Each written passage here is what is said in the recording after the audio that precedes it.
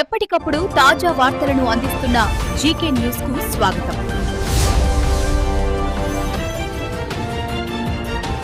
GK news కి స్వాగతం. ఇబ్రహీంపట్నంలో ఉద్రిక్త వాతావరణం మధ్య కీలక పరిణామం చోటు చేసుకుంది.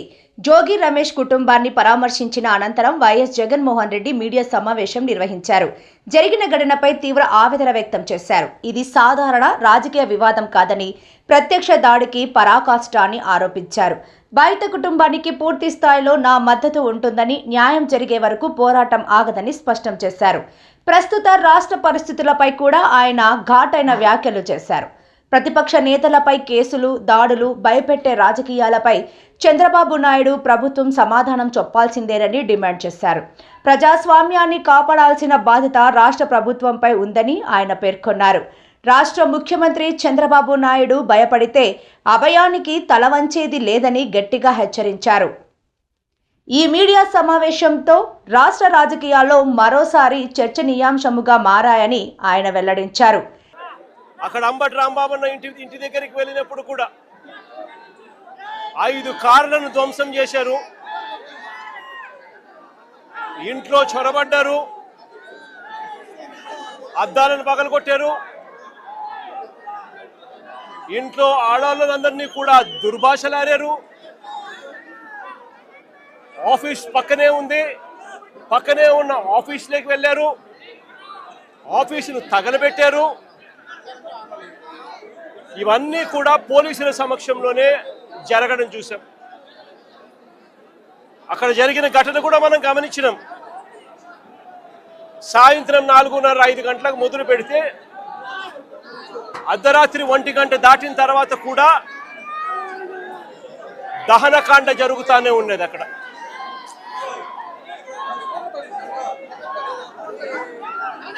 అక్కడ జరిగిన జంగల్ రాజ్ కార్యక్రమంలో భాగంగానే మళ్ళీ ఇక్కడ అంబటి రాంబాబు అన్న విషయంలో, ఇక్కడ మళ్ళీ జోగి రమేష్ విషయంలో కూడా అదే పరంపర మళ్ళీ మరుసటి రోజు కేవలం చంద్రబాబు నాయుడు గారు అనే వ్యక్తి తాను నిస్సిగ్గుగా అబద్ధాలు ఆడుతూ ఉన్నాడని,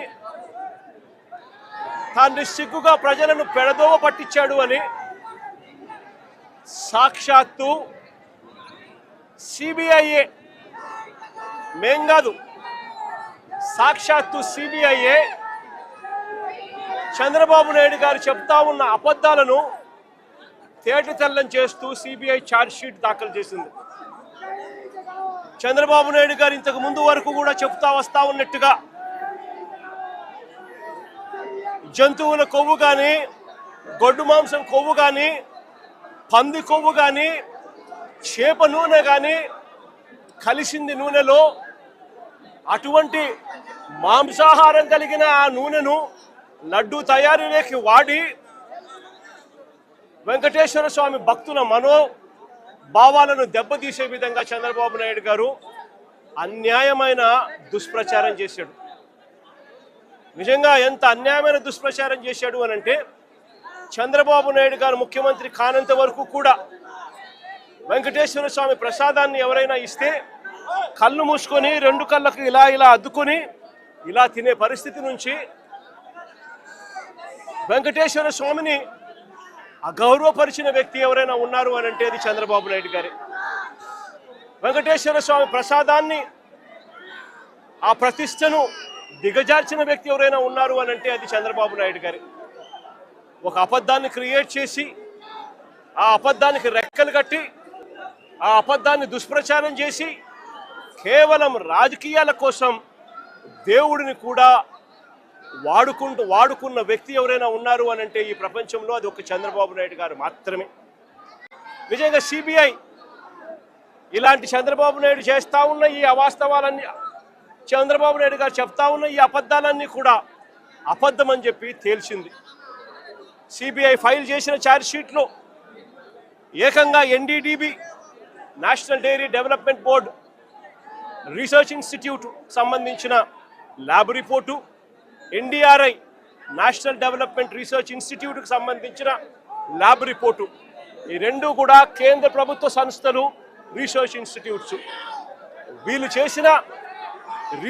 చేసిన శాంపుల్స్ అన్నీ కూడా, ల్యాబ్ అనాలిసిస్ అన్నీ కూడా చంద్రబాబు నాయుడు గారు ముఖ్యమంత్రిగా ఉండగా, చంద్రబాబు నాయుడు గారు టీటీడీ ఈఓ, చంద్రబాబు నాయుడు గారి మనిషి టీటీడీ ఈఓగా ఉండగా, చంద్రబాబు నాయుడు గారి హయాంలో సేకరించిన ఈ నమూనాలు ఇవి సిబిఐ వాళ్ళ ఆధ్వర్యంలో ఎన్డీడీబీకి, ఎన్డీఆర్ఐకి పంపించి ల్యాబ్ రిపోర్ట్లు అక్కడి నుంచి వచ్చి ఆ ల్యాబ్ రిపోర్ట్లలో నిర్ధారణ అయింది ఎటువంటి జంతువుల కొవ్వు లేదని, ఎటువంటి గొడ్డు మాంసము కొవ్వు లేదని, ఎటువంటి పంది కొవ్వు లేదని, ఎటువంటి చేపల నూనె కూడా కలవలేదు అని చెప్పి సిబిఐ ఏకంగా ధృవీకరించి సర్టిఫై కూడా చేసింది. ఆ ఛార్జ్ షీట్లో సిబిఐ అదొకటే చెప్పలా. సిబిఐ ఆ మాట చెబుతూ సిబిఐ ఇంకొకటి కూడా చెప్పింది, ఇంతవరకు చంద్రబాబు నాయుడు గారు దిగజారిపోయి టీటీడీ చైర్మన్లుగా ఉన్న వైవి సుబ్బారెడ్డి గారిని కానీ, భూమన కరుణాకర్ రెడ్డి గారిని కానీ, వైఎస్ఆర్సీపీకి సంబంధించిన హయాంలో వీళ్ళిద్దరూ టీటీడీ చైర్మన్లుగా ఉన్నప్పుడు వీళ్ళు ఎటువంటి అన్యాయాలు చేయలేదు అని, వీళ్ళు ఎటువంటి తప్పులు చేయలేదు అని కూడా సిబిఐ నిర్ధారించి వీళ్ళ పేర్లు కూడా కనీసం ఛార్జ్ షీట్లో కూడా పెట్టలేదు. వీళ్ళల్లో ఎవరిని కూడా అరెస్ట్ చేసే కార్యక్రమాలు కూడా జరగలేదు. అంటే సిబిఐ వీళ్ళందరికీ కూడా క్లీన్ చిట్ కూడా ఇచ్చింది ఈ ఛార్జ్ షీట్ నేపథ్యంలో. ఇది ఒకటే కాదు సిబిఐ చేసింది, ఆ సిబిఐ ఛార్జ్ షీట్లో వాళ్ళు వేసిన అదే ఛార్జ్ షీట్లో ఒక ముఖ్యమైన అంశం ఏమిటి అని అంటే, ఈ ఛార్జ్ షీట్కి సంబంధించి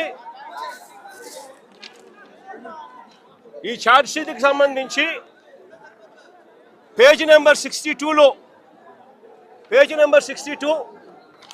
ఇది ఛార్జ్ షీట్కి సంబంధించి సిబిఐ ఛార్జ్ షీట్. ఇది సిబిఐ ఛార్జ్ షీట్లో పేజ్ నెంబర్ 62లో వాళ్ళు మెన్షన్ చేసిన మాట, ఇన్వెస్టిగేషన్ రివీల్డ్ దట్ ఆన్ 25/7/2024 అంటే చంద్రబాబు నాయుడు గారు ముఖ్యమంత్రిగా పరిపాలన చేస్తూ ఉన్న రోజులు 25 జూలై 2024 అంటే చంద్రబాబు నాయుడు గారు ముఖ్యమంత్రిగా ఉండి పరిపాలన చేస్తూ ఉన్నాడు రాష్ట్రంలో.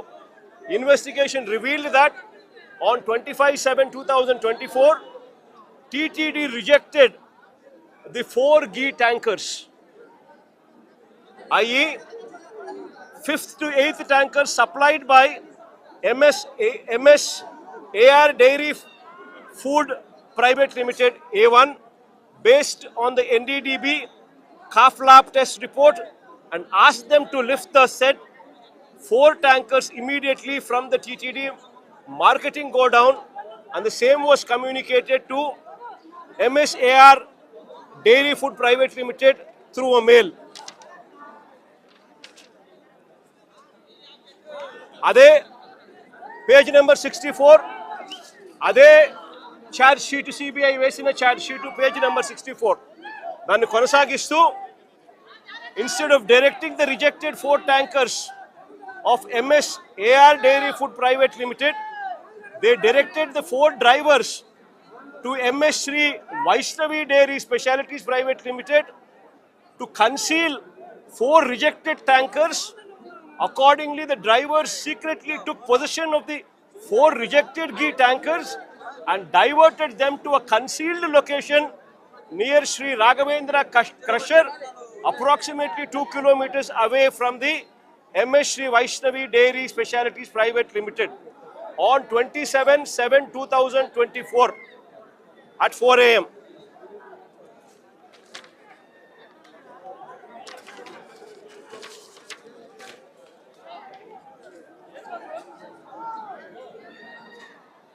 ఛార్జ్ షీట్లో page number 44 further the adulterated ghee in rejected 4 tankers of MS AR Dairy Food Private Limited were resupplied to the TTD in the supply orders of MS Shri Vaishnavi Dairy Specialities Private Limited, and TTD accepted the same. అంటే టీటీడీనే చంద్రబాబు నాయుడు గారు ముఖ్యమంత్రిగా ఉండగా ఇది CBI charge షీట్లో mention చేసింది, చంద్రబాబు నాయుడు గారు ముఖ్యమంత్రిగా ఉండగా 27/7/2024 అంటే చంద్రబాబు నాయుడు ముఖ్యమంత్రిగా ఉండగా జూలైలో టీటీడీ వాళ్ళు 4 ట్యాంకర్లు ఏదైతే ఉన్నాయో ఆ ట్యాంకర్లను రిజెక్ట్ చేసినారు. ఆ రిజెక్ట్ చేసిన ఆ ట్యాంకర్లు మళ్ళీ ఇదే చంద్రబాబు నాయుడు గారి ముఖ్యమంత్రిగా పరిపాలన చేస్తూ ఉన్న ఇదే పీరియడ్లోనే అవే ట్యాంకర్లు తిరిగి మళ్ళా వెనక్కి వెళ్ళిపోయి మళ్ళీ టీటీడీలోకి ప్రవేశించాయి. దొడ్డిదారున మళ్ళీ టీటీడీలోకి వేరే వాళ్ళ పేరుతో మళ్ళీ ప్రవేశించాయి. దాన్ని టీటీడీ యాక్సెప్ట్ చేసింది. అవే ట్యాంకర్లు లడ్డూ తయారీకి కూడా వాడారు అని చెప్పి ఏకంగా సిబిఐఏ చంద్రబాబు నాయుడు గారి ప్రభుత్వం మీద వాళ్ళు చేసిన తప్పుల మీద వాళ్ళు చేసిన అన్యాయం మీద ఏకంగా సిబిఐఏ ఛార్జ్ షీట్లో వేసింది. నేను అడుగుతా ఉన్నా, ఏకంగా సిబిఐఏ చంద్రబాబు నాయుడు గారి ప్రభుత్వం మీద ఈ మాదిరిగా రాసిన తర్వాత ఛార్జ్ షీట్లో ఫైల్ చేసిన తర్వాత పాపం చేసిన వాళ్ళు ఎవరు అని చంద్రబాబు నాయుడు గారిని, కూటమిలో ఉన్న చంద్రబాబు నాయుడు గారికి సంబంధించిన చంద్రబాబు నాయుడు గారి కొడుకు, కూటమిలో ఉన్న పవన్ కళ్యాణ్ గారిని ఇద్దరిని కూడా ప్రశ్నిస్తా ఉన్నాను. ఎవరు పాపం చేసిన వాళ్ళు అని చెప్పి నేను ఈ సందర్భంగా అందరినీ కూడా ప్రశ్నిస్తా ఉన్నా. ఇదే మాదిరిగా నేను ఇంకొక మాట కూడా చెప్తా ఉన్నా. అసలు ఇదే టీటీడీ గీలో ఎవరు చెప్పారండి దీంట్లో జంతువుల కొవ్వు ఉందని, గొడ్డు మాంసం ఉందని, పంది కొవ్వు ఉందని, చేపల నూనె కలిసిందని ఎవరు చెప్పినారు? సిబిఐ చెప్పిందా? ఎన్డీడీబీ రిపోర్ట్లు చెప్పినాయా? ఎన్డీఆర్ఐ రిపోర్ట్లు చెప్పినాయా? ఏ ల్యాబ్ రిపోర్ట్లు చెప్పినాయండి? కేవలం చెప్పింది ఎవరు అని అంటే స్వార్థ రాజకీయాల కోసం చంద్రబాబు నాయుడు, స్వార్థ రాజకీయాల కోసం పవన్ కళ్యాణ్, స్వార్థ రాజకీయాల కోసం చంద్రబాబు నాయుడు కొడుకు లోకేష్, స్వార్థ రాజకీయాల కోసం వీళ్ళకు డంకా బజాయిస్తా ఉన్న వీళ్ళ ఎల్లో మీడియా, ఆ ఈనాడు, ఆ ఆంధ్రజ్యోతి, ఆ టీవీ5. నేను అడుగుతా ఉన్నా, వీళ్ళు తప్ప ఇంకా ఎవరైనా చెప్పారా అని అడుగుతా ఉన్నా. అంటే ఒక లేనిది, ఒక అబద్ధానికి రెక్కలు కట్టడం, ఆ అబద్ధాలను ప్రచారం చేయడం, ఆ దుష్ప్రచారం ద్వారా రాజకీయ లబ్ధి పొందాలనుకోవడం ఇంతకన్నా హేయమైన పని ఎక్కడైనా ఉంటుందా అని. ఇలాంటి సందర్భంలో సిబిఐ ఇచ్చిన ఈ ఛార్జ్ షీట్ నేపథ్యంలో చంద్రబాబు నాయుడు గారు చేయాల్సిన పని ఏమిటి? వెంకటేశ్వర స్వామికి లెంపలేసుకోవడం, ప్రజలకు క్షమాపణ చెప్పడం. అలాంటి పని చంద్రబాబు నాయుడు గారు ఎందుకు చేయడం లేదు అని చెప్పి, చంద్రబాబు నాయుడు గారికి మానవత్వం ఉందా చంద్రబాబు నాయుడు గారికి అని చెప్పి చంద్రబాబు నాయుడు గారిని ప్రశ్నిస్తూ మా వాళ్ళు చంద్రబాబు నాయుడు గారికి జ్ఞానోదయం రావాలని గుళ్ళల్లో ప్రార్థనలు చేశారు, గుళ్ళల్లో పూజలు చేశారు. చంద్రబాబు నాయుడు గారికి దేవుడు జ్ఞానోదయం ఇవ్వాలని, చంద్రబాబు నాయుడు గారిలో మార్పు రావాలని, చంద్రబాబు నాయుడు గారు దేవుణ్ణి అమ్మే పరిస్థితిలోకి రాకుండా ఆయనకు బుద్ధి జ్ఞానం ప్రసాదించమని చెప్పి ఆయనకు, ఆయన కొడుకు, ఇంకా ఆయనతో పాటు కూటమిలో ఉన్న పవన్ కళ్యాణ్ గారికి అందరికీ కూడా చిప్పు రిపేర్ చేయమని చెప్పి అందరూ కూడా గుళ్ళల్లోకి వెళ్ళి పూజలు కూడా చేశారు. నేను అడుగుతా ఉన్నా, తప్పేముంది అని. ఒక అబద్ధాన్ని దుష్ప్రచారం చేస్తూ చంద్రబాబు నాయుడు గారు ఏ స్థాయిలోకి బరితెగించారు అని అంటే సిబిఐ ఛార్జ్ షీట్ ఫైల్ చేసింది. ఎక్కడా కూడా సిబిఐ చేసింది తప్పు చంద్రబాబు నాయుడే అని చెప్పి అంతో ఇంతో చెప్తా ఉంది. కానీ ఎక్కడా కూడా వైఎస్ఆర్సీపీకి సంబంధించిన భూమన కరుణాకర్ రెడ్డి గారిని కానీ, వైవి సుబ్బారెడ్డి గారిని కానీ ఎవరిని కూడా తప్పుగా చేశారు అని చెప్పి ఎక్కడా చెప్పడం లేదు. వాళ్ళకి క్లీన్ చిట్ ఇచ్చింది.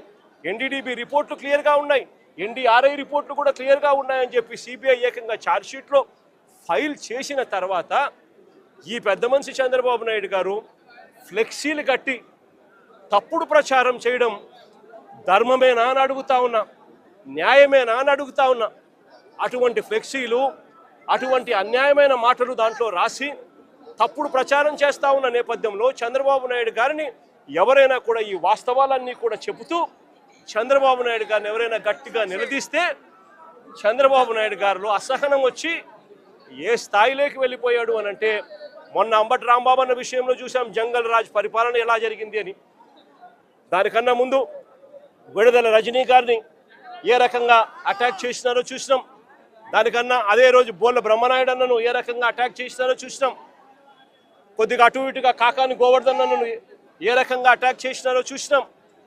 వీళ్ళందరినీ అటాక్ చేయడమే కాకుండా జోగి రమేష్ ఇంటికి ఏకంగా జోగి రమేష్ చేసిన తప్పల్లా ఏమీ లేదు. చంద్రబాబు నాయుడు గారిని, ఆయన కొడుకును, వీళ్ళందరినీ కూడా ప్రశ్నిస్తూ మీ చిప్పు రిపేర్ చేసుకోండి అయ్యా, ఇంత అన్యాయమైన పని మీరు చేస్తూ ఉన్నారు, ఇది ధర్మమేనా అని చెప్పి అడిగాడు. అంతకన్నా ఇంకా ఏమి చేసి అడిగింది కూడా లేదు. అలాంటిది చంద్రబాబు నాయుడు గారు అసహనం ఏ స్థాయిలోకి వచ్చింది అంటే ఇప్పుడే జోగి రమేష్ ఇల్లు చూసినాం. ఏకంగా యాసిడ్ బాటిల్స్తో, పెట్రోల్ బాంబులతో, యాసిడ్ బాటిల్స్ కూడా, ఇన్ఫాక్ట్ బంగ ఉబ్బింది. గోడ చూస్తే యాసిడ్ మరకలతో గోడ అంతా ఇదైంది. యాసిడ్ మరకలతో, పెట్రోల్ బాంబులతో ఏకంగా ఇల్లంతా కూడా డోర్ కూడా కాలిపోయి మొత్తం అంతా కూడా చిన్నభిన్నమైపోయిన పరిస్థితి. అక్కడే ఎలక్ట్రికల్ ఫ్యాన్ రెగ్యులేటర్ స్విచ్చెస్ అన్నీ కూడా ఉన్నాయి. ఆ లైట్లు అంటుకొని ఉంటే, ఆ డోర్లు కాలి ఉంటే, ఇంట్లో కూడా వుడెన్ ఫర్నిచరు, మొత్తం కర్టన్స్ అన్నీ ఉన్నాయి. ఇంట్లో రమేష్ వాళ్ళ నాన్న 80 సంవత్సరాల వయసు. ఇంట్లో రమేష్ వాళ్ళ నాన్న ఒక్కడే ఉన్నాడు. లేయలేని పరిస్థితి, నడవలేని పరిస్థితిలో ఉన్న వ్యక్తి ఇంట్లో ఉన్నాడు. ఇది హత్యాయత్నం కాదా అని అడుగుతా ఉన్నా నేను. ఇది చేయడం ధర్మమేనా అని అడుగుతా ఉన్నా. కేవలం ఒక బీసీ నాయకుడని, బీసీ నాయకుడిగా ఎదుగుతా ఉన్నాడు అని, బీసీ నాయకుడిగా వాయిస్ ఉంది అని, ఆ బీసీ నాయకుని వాయిస్ను అనగదొక్కాలి అని చెప్పి దుర్మార్గపు ఆలోచనలు చేయడం ఎంత మటుకు ధర్మం అని అడుగుతా ఉన్నా. నేను అడుగుతా ఉన్నా, ఇది ఒకసారి గమనించమని అడుగుతా ఉన్నా. జోగి రమేష్ ఇంట్లో దాడికి రమేష్ ఇంటి మీద దాడి జరగక మునుపు, అంటే దాదాపుగా రమేష్ ఇంటి మీద దాడి ఎన్ని గంటలకు జరిగింది? 5ంటికి దాడి జరిగింది. 5ంటికి దాడి జరిగితే ఆ దాడికి సంబంధించి పోలీసులు, చంద్రబాబు నాయుడు గారు, తెలుగుదేశం పార్టీ వ్యక్తులు ఏ రకంగా కాన్స్పిరసీ రచించినారు అనే దానికి ఇదిగో చూడండి. ఇది 2 గంటల ప్రాంతంలో తీసిన ఫోటో. అంటే ఇదే సర్కిల్లోనే ఇక్కడ DCP Gundam Ramakrishna, Telugu Desam party leader Bommasani Subbarao, CI Ibrahimpatnam Chandrashekar, వీళ్ళు ముగ్గురు కూడా ఇక్కడే సర్కిల్ దగ్గర రచిస్తూ ఉన్నారు. ఏ రకంగా హత్య చేయాలి, ఏ రకంగా ఇండ్లను కాల్చేయాలి, ఏ రకంగా వాళ్ళ ప్రాపర్టీలు ధ్వంసం చేయాలి, హత్యా ప్రయత్నం ఎలా చేయాలి, పోలీసులు ఎలా సహకరించాలి అని చెప్పి ఏకంగా పోలీసులే తెలుగుదేశం పార్టీ కార్యకర్తలతో, నాయకులతో ఈ మాదిరిగా కలిసి 1 గంటకు 2 గంటలకు ఆ ప్రాంతంలో జరిగిన ఘటన ఇది తీస్తూ ఉన్నారు. ఇది సుబ్బారావు చంద్రబాబు నాయుడు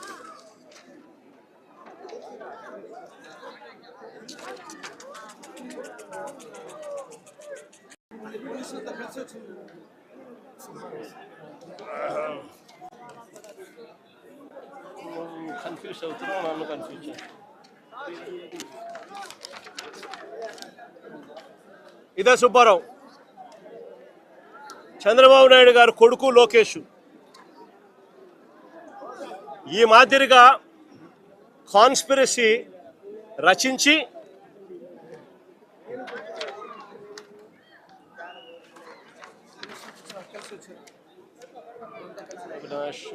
అజోగికి చిన్న అవినాష్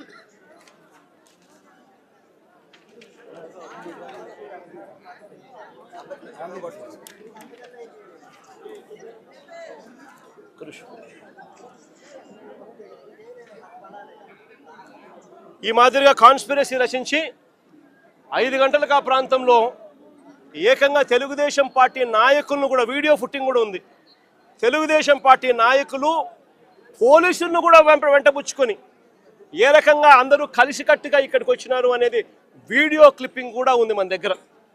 ఆ దాంట్లో ఈ మాదిరిగా ఈ మనిషి ఫతావుల్లా, ఈ మనిషి ఏకంగా బాటిళ్ళు, యాసిడ్ బాటిళ్ళు, పెట్రోల్ బాటిళ్ళు ఎగరేసుకుంటూ వస్తూ ఉన్న ఫోటోలు.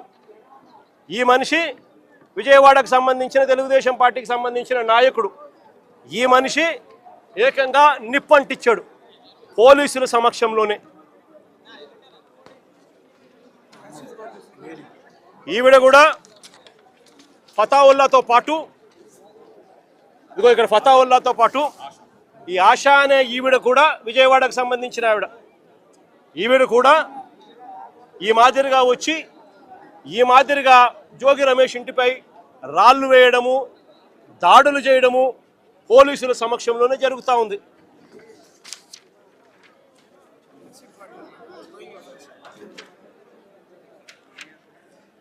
ఇదిగో ఫతావుల్లా విసిరేస్తా ఉన్న బాటలు.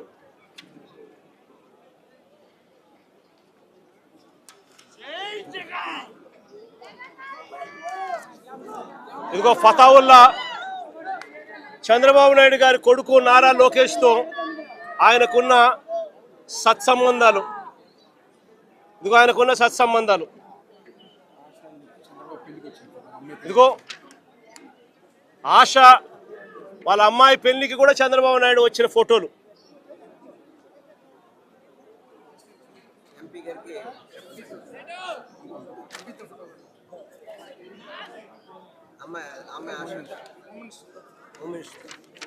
హోమ్ మినిస్టర్తో ఆశ.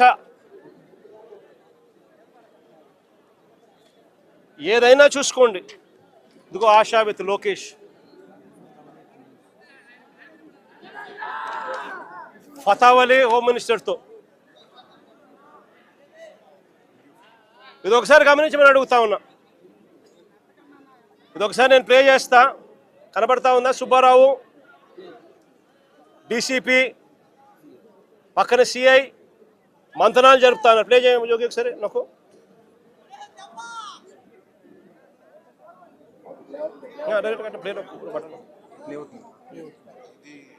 పోలీసులతోనే పోలీసుల సమక్షంలోనే పోలీసులతో కలిసి వస్తా ఉన్న ఫోటోలు.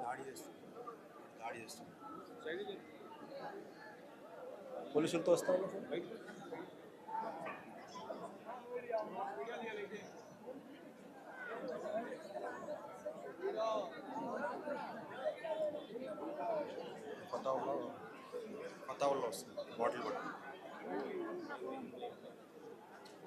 బాటలు ఎగరేసుకుంటూ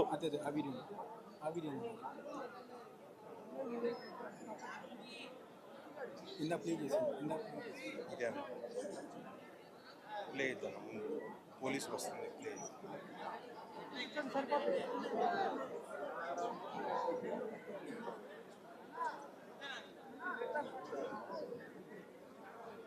పోలీసులతో కలిసి ప్రయాణం చేసి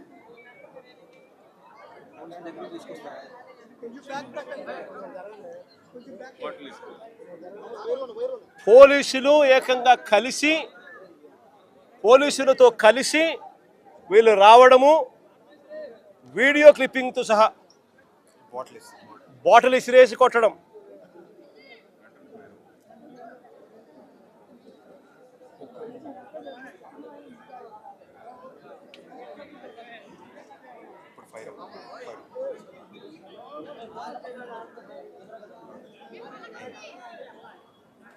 నేను అడుగుతా ఉన్నా,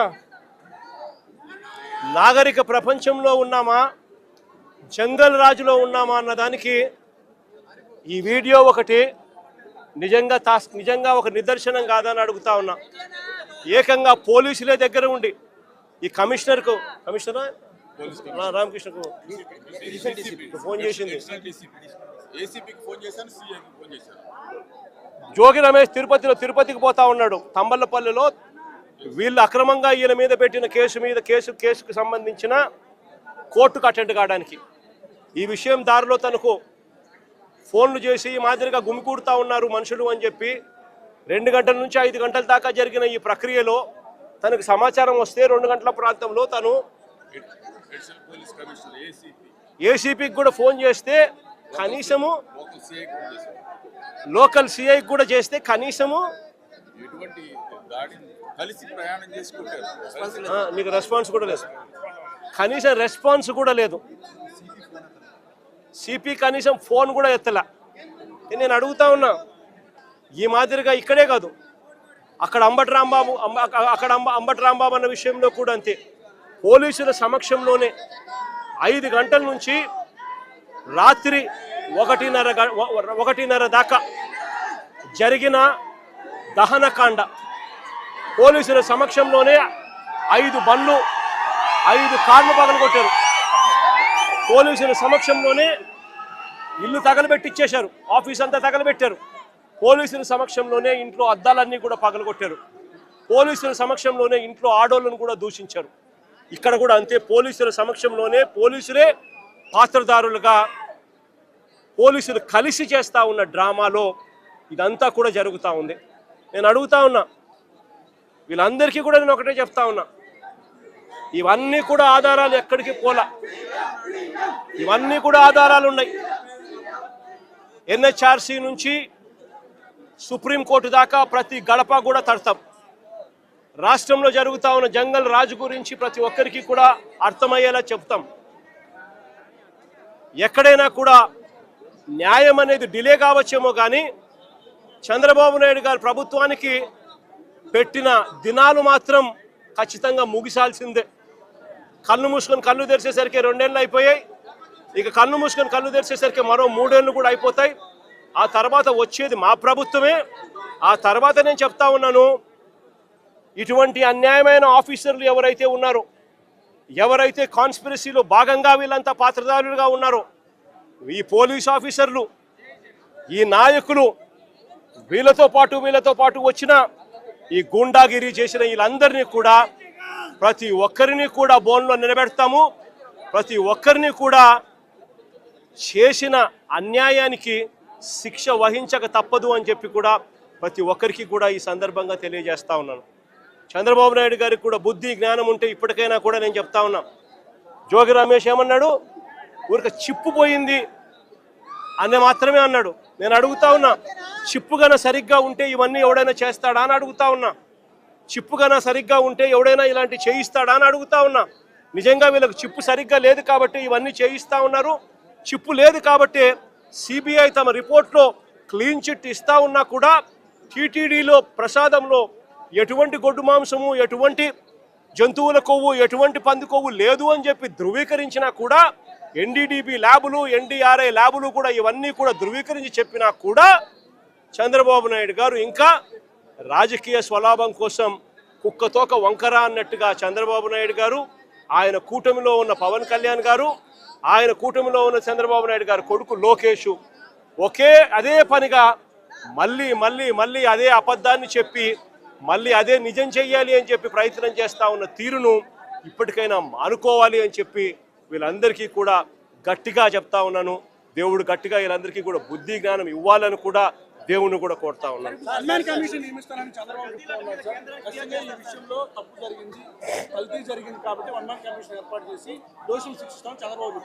ఇదే చెప్తానబ్బా, ఏకంగా సుప్రీంకోర్టు సూపర్విజన్లో సిబిఐ పనిచేసింది. సిబిఐ అంతటి సిబిఐ రాలేదు ఇంట్లోకి. జరుగుతూ ఉన్న అన్యాయం మీద, చంద్రబాబు నాయుడు గారి వక్రబుద్ధి మీద, చంద్రబాబు నాయుడు గారు చేస్తూ ఉన్న అబద్ధాల మీద వైవి సుబ్బారెడ్డి గారు సుప్రీంకోర్టు గడప దొక్కారు. సుప్రీంకోర్టు ఇంటర్ఫియర్ అయ్యి పార్షాలిటీ లేని ఎంక్వైరీ జరగాలి అని సుప్రీంకోర్టు సిబిఐని దించింది రంగంలోకి. ఆ సిట్లో కూడా సిబిఐకి సంబంధించిన 2 అధికారులు ఎవరైతే సిబిఐ నేతృత్వంలో జరుగుతుంది, సుప్రీంకోర్టు సూపర్విజన్లో జరుగుతుంది. సుప్రీంకోర్టు సూపర్విజన్లో సిబిఐ ఫైల్ చేసిన ఈ ఛార్జ్ షీటు ఎవరికి కూడా దీన్ని తప్పు పట్టే అవకాశం కానీ తప్పు పట్టే పరిస్థితి కానీ ఎవరికీ లేదు. సుప్రీంకోర్టు కన్నా చంద్రబాబు నాయుడు గారి పదవి పెద్ద ఎక్కువ గొప్పది కాదు. సుప్రీంకోర్టు సూపర్విజన్లో చేసిన CBI charge sheet will prevail. ఈయన వేసుకుంటా ఉన్న 1 మ్యాన్ కమిషను ఈయన స్వార్థం కోసం, ఈయన సాటిస్ఫాక్షన్ కోసం వాళ్ళు ఏ విధంగా కూడా నిజాలు చెప్పినా కూడా ఆ నిజాలు తప్పు అని చెప్పి ఏకంగా ఈయన వేసుకున్న మనిషితో దాని అబద్ధం, ఆయన చెప్పి అబద్ధాన్ని నిజమని చెప్పి చూపించే ప్రయత్నమే చేస్తాడు తప్ప దానికి ఎటువంటి శాంక్టిటీ ఉండదు, ఎటువంటి విలువ ఉండదు. చంద్రబాబు నాయుడు గారు ఎన్ని చేసే కొద్దీ ప్రజల్లోనూ ఇంకా చులకనవుతూ పోతాడు అన్నది చంద్రబాబు నాయుడు ఖచ్చితంగా గుర్తుపెట్టుకోవాలి. చంద్రబాబు నాయుడు గారిని అడుగుతా ఉన్నా, అయ్యా నీకు అనుకూలంగా నీ ప్రభుత్వంలో నువ్వు సేకరించిన శాంపుళ్ళు, నువ్వు ఎన్డీఏలో భాగంగా ఉన్న సిబిఐ వచ్చి ఎంక్వైరీ చేస్తూ ఉంటే ఆ రిపోర్టే నీకు అనుకూలంగా నీకు రానప్పుడు నువ్వు ఏ రకంగా నువ్వు చేసినది కరెక్ట్ అవుతుంది అని చెప్పి నేను చెప్తా ఉన్నా. ఆ రిపోర్టే నీకు అనుకూలంగా రాలేదు కాబట్టి నువ్వు చేస్తూ ఉన్నది ఏంది, మళ్ళీ నీకు అనుకూలంగా రిపోర్ట్ వచ్చేదాకా మళ్ళీ నువ్వు వక్ర భాష్యం చెబుతూ మళ్ళీ నీకు నచ్చిన వ్యక్తిని మళ్ళీ వేసుకొని దాంట్లో నుంచి మళ్ళీ ఎంక్వైరీ చేయాలని ప్రయత్నం చేస్తూ ఉన్నాం. నేను 2-3 క్వశ్చన్ సింపుల్గా అడుగుతా ఉన్నా. అయ్యా, ఇదే సింగాల్ అనే ఈఓ ఎవరు అని అడుగుతా ఉన్నా. ఇదే అనిల్ సింగాల్ అనే ఈఓ చంద్రబాబు నాయుడు గారు ముఖ్యమంత్రిగా ఉన్నప్పుడే టీటీడీ ఈఓగా పనిచేశాడు, ఈఓగా ఉన్నాడు.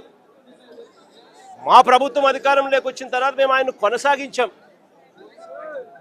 మా ప్రభుత్వ హయాంలో మేము తప్పు చేసినాము అని చెప్పి చంద్రబాబు నాయుడు గారు అనుకుని ఉంటే అది వాస్తవం అని చెప్పి ఆయన నిజంగా కూడా చిత్తశుద్ధితో నమ్మి ఉంటే ఇదే అనిల్ సింగాల్ను మళ్ళీ చంద్రబాబు నాయుడు గారు ముఖ్యమంత్రి అయిన తర్వాత మళ్ళీ ఈఓగా ఎందుకు తెచ్చినాడు అని అడుగుతా ఉన్నా.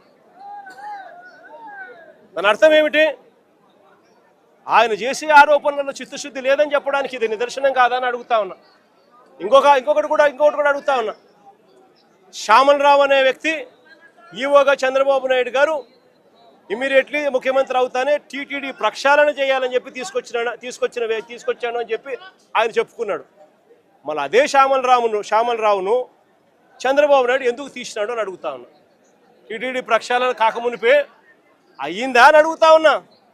మరి ఎందుకు చంద్రబాబు నాయుడు శ్యామల్ రావును తీసేసినాడు అని చెప్పి అడుగుతా ఉన్నా.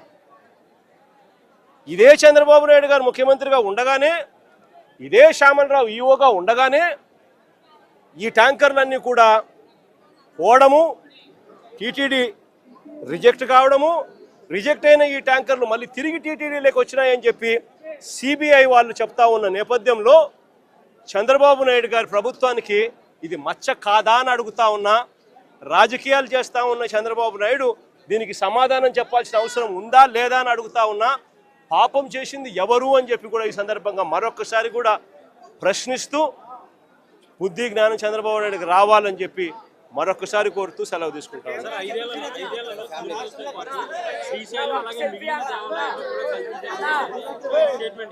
ఆశ్చర్యం ఏమిటో తెలుసా? చంద్రబాబు నాయుడు గారు జోగి రమేష్ మీద పెట్టిన కేసులన్నీ ఎన్నో తెలుసా? ఇప్పటి వరకు ఏకంగా 12 కేసులు పెట్టారు. కల్తీ లిక్కర్ ఫ్యాక్టరీని చంద్రబాబు నాయుడు గారు తమ్మలపల్లిలో ఆయన గెలిచిన ఆయన పార్టీ తరఫున కంటెస్ట్ చేసిన క్యాండిడేట్ ఎవడైతే పోటీ చేశాడో ఆ క్యాండిడేట్ కల్తీ లిక్కర్ ఫ్యాక్టరీ పెడితే అది ఎక్సైజ్ డిపార్ట్మెంట్కు ఆయనకు మధ్య లావాదేవీలు కుదరక బయటపడితే ఆ కల్తీ ఫ్యాక్టరీ కేసులో ఆ జయచంద్రారెడ్డిని బుక్ చేసి చంద్రబాబు నాయుడు గారు లెంపలేసుకోవాల్సింది పోయి అది జరగగా జోగి రమేష్ను ఆ కేసులో కూడా తీసుకొచ్చాడు. అసలు చంద్రబాబు నాయుడు గారు రాక్షస యుగంలో, రాక్షస రాజ్యంలో జోగి రమేష్ లాంటోడు కల్తీ లిక్కర్ చేయగలుగుతాడా? దాన్ని మళ్ళా డిస్ట్రిబ్యూషన్ చేసేది ఎక్కడ? చంద్రబాబు నాయుడు గారికి సంబంధించిన ఆయన మనుషులతో నడిచే బెల్ట్ షాపుల ద్వారా దాన్ని అమ్మాల. అంటే ఆ డిస్ట్రిబ్యూషన్ జోగి రమేష్ పోగలుగుతాడా? ఎంత అన్యాయమైన కేసులు పెడతా ఉన్నారని చెప్పడానికి నిదర్శనం ఇది. 12 కేసులు పెట్టారు, చివరికి 83 రోజులు జైల్లో కూడా పెట్టారు. ఇంతకన్నా అన్యాయం ఎక్కడా ఉండదు. చివరికి జోగి రమేష్ కొడుకు చిన్నపిల్లోడని కూడా చూడకుండా ఈ పిల్లోడు యాక్టివ్గా వాళ్ళ నాయన జైల్లో ఉన్నప్పుడు ఈ పిల్లోడు యాక్టివ్ అవుతున్నాడు అని చెప్పి ఈ పిల్లోడి మీద 7 కేసులు పెట్టినారు. జోగి రమేష్ భార్య మీద ఒక కేసు పెట్టినారు.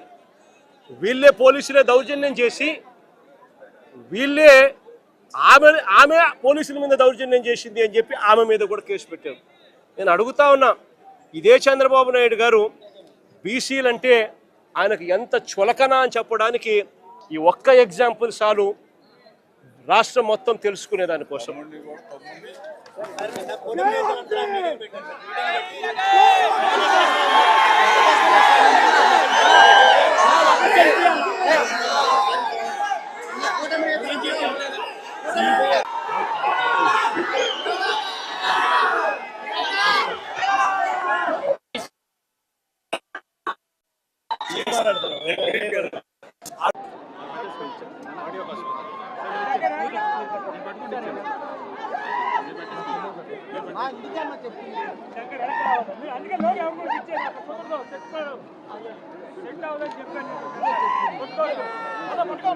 Just the other day